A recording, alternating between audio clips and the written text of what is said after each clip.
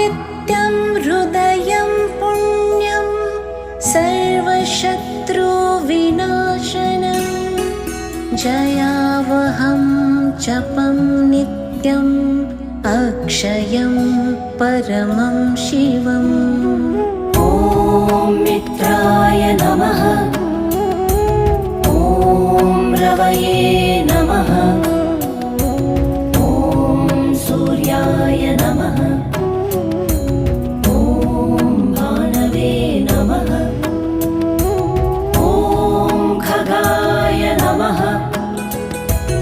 ॐ पूष्णे नमः। ॐ हिरण्यगर्भाय नमः।